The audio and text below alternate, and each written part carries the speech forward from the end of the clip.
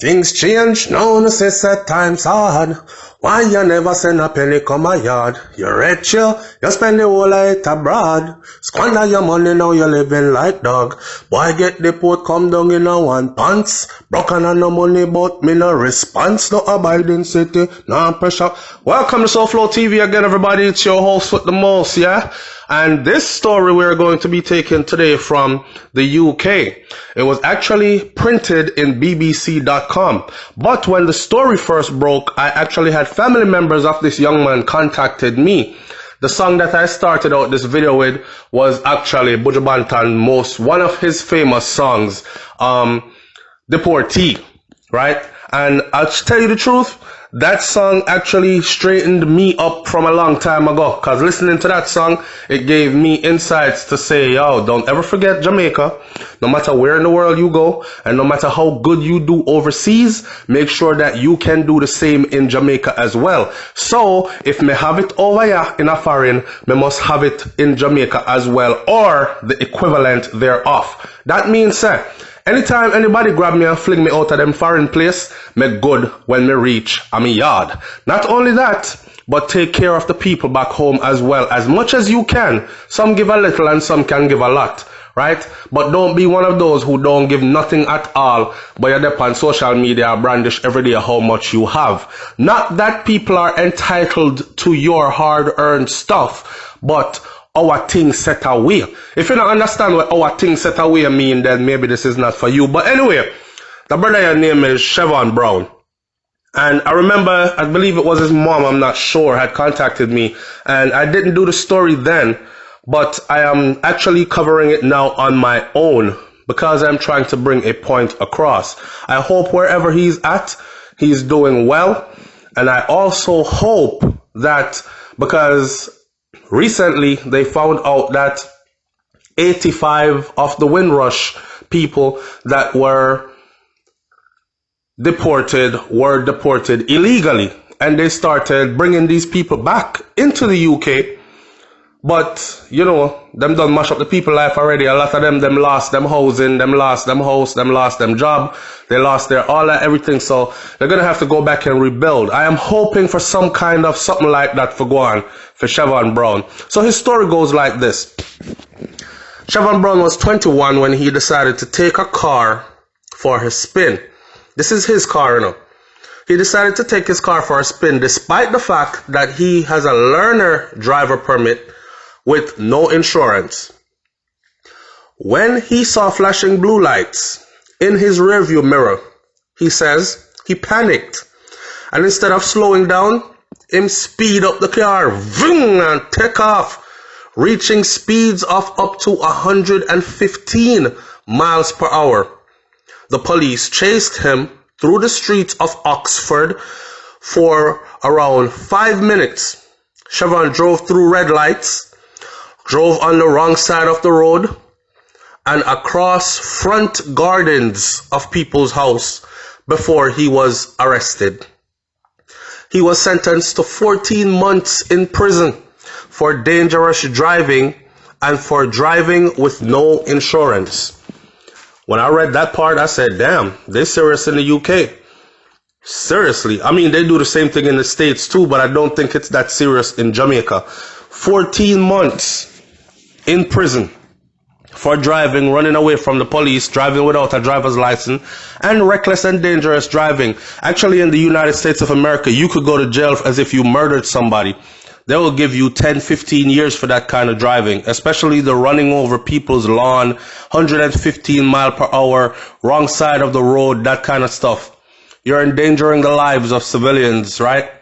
So the judge told him that it had been a terrifying catalog of driving, and anyone coming out of the flats where his car crossed the gardens would not have stood a chance. In other words, he would have mowed down people. He would have killed people, taken lives, but he did not. Chevon eventually served 8 months of that 14-month sentence. He hoped that he would serve his time and go back to working as a barber in his father's shop. So his father owns a barber shop and he was employed at his father's barber shop. Now that is what you call privileged. That's what you call good luck, right? Because enough of we are look for a work and can't get a work. Shout out to the people actively looking for work and can't get none. And I must tell you that barbering in the United States of America, as well as in the UK, make good money. So to be employed at a place where your dad owns the shop, I could only see it probably going another way in the future where your dad retires from it and you are now owner of the shop, of a well-established business. That's just me talking outside the lines. He had no idea that his actions, which he put down to stupidity, would result in him being removed from the UK, the place that he had always called home. So in February, he got sent back to Jamaica, the country he had left since he was 14 years old. Now, mind you, he's 21 at the time, and he left when he was 14. So we're looking at what, 7 years? Siobhan came to the UK as with a Jamaican passport to live with his father, and he had gotten indefinite leave to remain. That means he could have stayed there indefinitely, meaning forever, right? But the government can deport foreign nationals if they have been sentenced to prison for at least 12 months. And in his case, he was sentenced to 14. I think they purposely gave him the 14 just to climb over that 12-month period.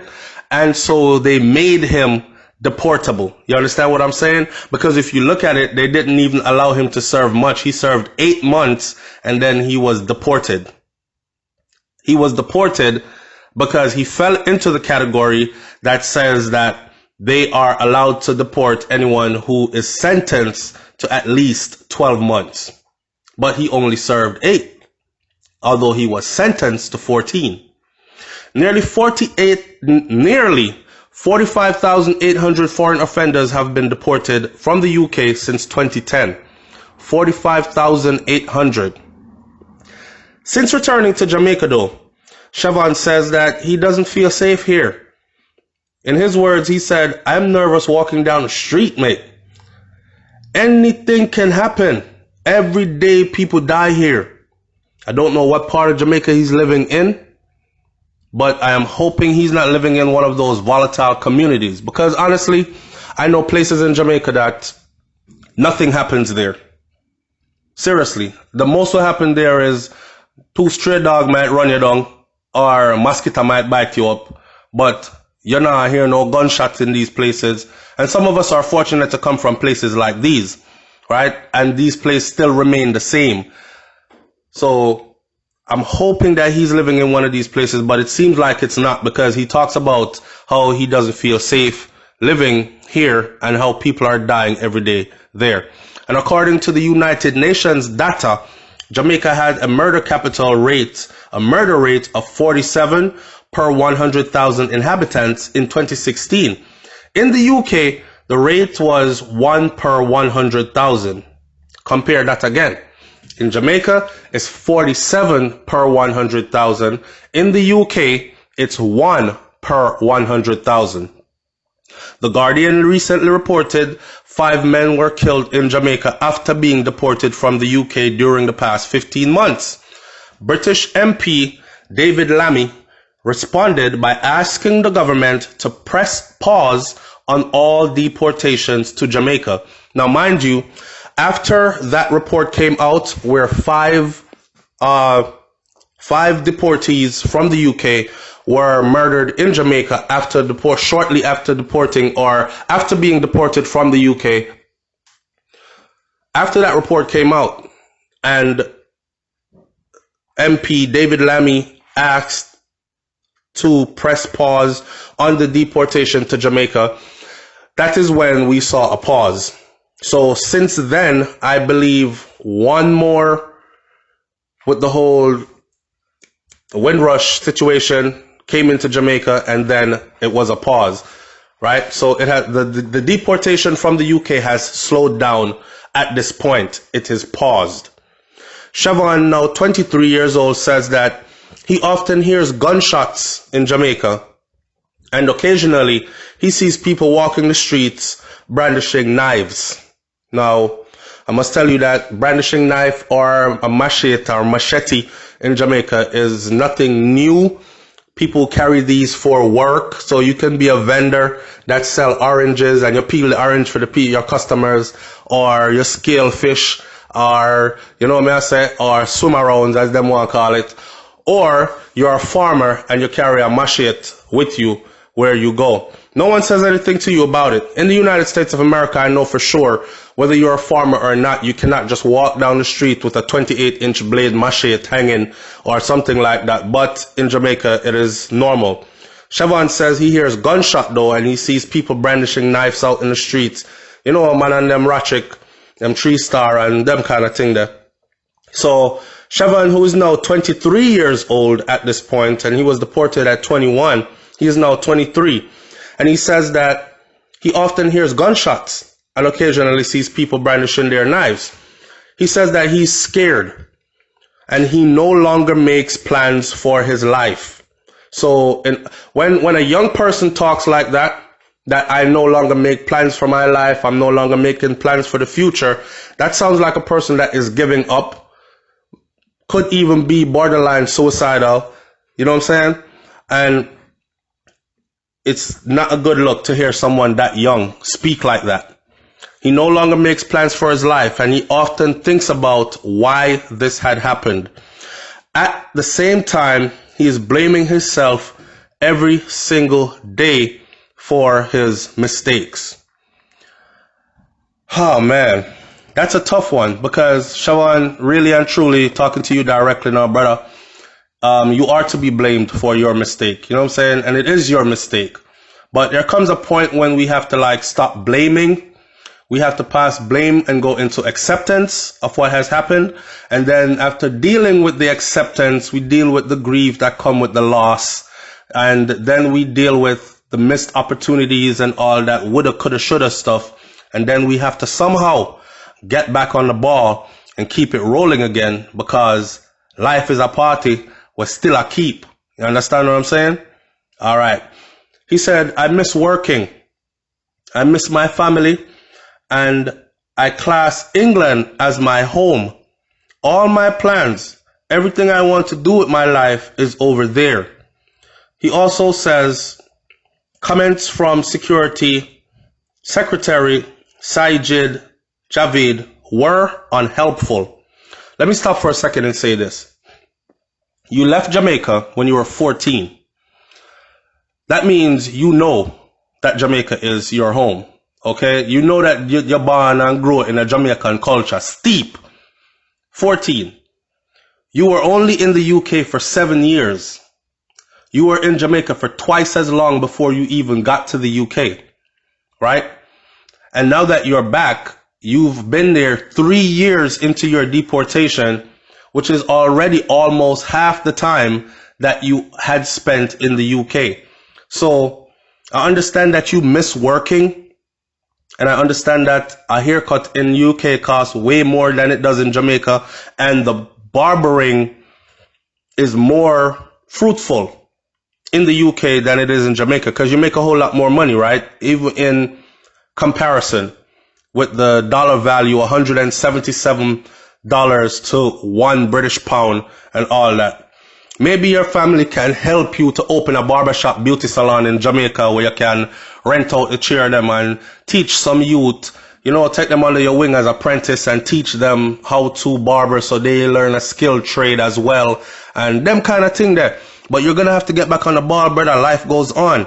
Yeah. I don't understand the part where he's saying though that everything he wanted to do with his life, all his plans is over in the UK. And that he classed the UK as his home. But, hey, anyhow, when Siobhan was deported on the first such flight since the Windrush scandal, Mr. Javid, so he was deported on the first flight since the Windrush scandal. Mr. Javid said the deportees had committed very serious crimes. Jamaica media reported the comments, which Siobhan says made people think that he was a murderer or a rapist or a menace to society. Now, Here's the thing. I remember doing this video, and I remember in the comment section, people were very offended because they were even saying that SouFLoTV was trying to make the people them seem like they were all criminals. Well, they had released a number giving each person, say they said 10 were for armed robbery, 5 was for rape, 27 was for just overstaying their time, so majority of them weren't. And I published that number as well. But people like to always kill the messenger, you know what I'm saying, instead of listening to the message. And it was then that I remember that Chevron's people were saying that he's on the flight and it was just for reckless driving. That's it.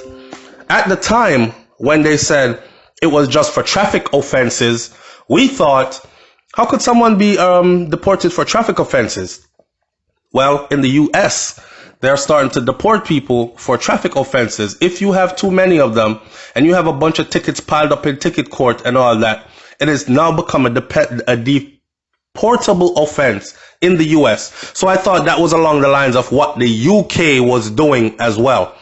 However, having seen BBC get the police report and read it out to you, how he was going down the street at 115 miles per hour, how he was driving without a license and he was not insured, how he was driving on the wrong side of the road, how he was running over even gardens in front of flats, and if anyone had stepped out of their flat given that moment, he would have ran them over and killed himself, then I must tell you that they deemed stuff like that as criminally offensive and, of course, a menace to their society. Some people say a menace to society would mean that it's something that you do all the time. But these people make their rules and they stand by their rules when it's convenient for them. Unfortunately, they stood by it when it was time to judge Chevron, right? Jamaica media reported it in a way, he said, that made him seem like a menace to society. Chevron said that it's difficult to make friends here in Jamaica or to find work. His dad, Vance Brown, who says he is worried sick about his son, he sends money to Chevron and the family he stays with, as well as providing for his other young children in the UK. The government, which does not officially monitor returnees, says that it only returns those with no legal right to remain in the UK, if they and the courts deem it safe to do so. But immigration lawyer Jacqueline McKenzie says that the government should revisit its rules. She refers to a home security review written by Stephen Shaw, a former prisons and probation ombudsman. For low-risk offenders, it seems entirely disproportionate to tear them away from their lives. They are low-risk offenders, means no one was hurt in the committing of their crime. They, like Chevron, he took the car, went for a ride, police pulled up behind him, he panicked, and he drove fast for 5 minutes before he was caught, right? Families and friends in the UK seems like they send them to countries where they may not have any ties, any families, any friends. He recommended that the Home Office should no longer routinely seek to remove those who were born in the UK or who have been brought up here from an early age. Oswald Dawkins is president of the National Organization of Deported Migrants, NODM, a non-profit organization which supports deportees upon arrival in Jamaica and receives funding from the UK government. He said that the UK should take more care to look at each individual case, to consider the ties to both the countries, as many deportees leave families and careers behind. While he doesn't dispute that countries have the right to control their borders, he says that the UK should not deport people en masse. There are persons who have returned without any strong family contact, and for quite a number of them, all their families are in the UK, including even their children. The Home Office said that it works with a number of non-governmental organizations that provide support for these returnees. Now, I want to know about these non-governmental organizations that the Home Office works for or works with to supply support for these returnees in Jamaica specifically. He added that we're committed to ensuring safe and dignified returns and reintegration, and that is the key part of that. The Jamaica High Commissioner was contacted for comments but did not respond. Now, are you surprised that the Jamaica High Commissioner was contacted for comments but did not respond? I've been told that they get a certain amount of money per deportee to help them transition back into society in the country. But I have yet to have solid proof as in how much is paid per deportee and who is it paid to from who. If anybody out there can answer this question in the comment section, please do so for me. Now, as far as this young man goes, like I said before, I hope things work out for him, and I hope he makes his way back into the UK since he is so bent on getting back there. But for some reason, I don't see it happening. Maybe unless he can really prove that his life is in danger and they somehow have a change of heart and a change of laws, rules, and regulations and decide to take him back based on the fact that he has a productive life in the UK and he had not committed any criminal offenses the entire time he had been there. It is just this one time where he panicked and thought he could get away, and he didn't. Leave your comment in the comment section below. Tell me what you think about this one. Anybody know where Trevon is right now? Also, tell him contact SouFLoTV, please, so we can get more in-depth into his situation. All right? Big up on yourself. I'm out. Peace.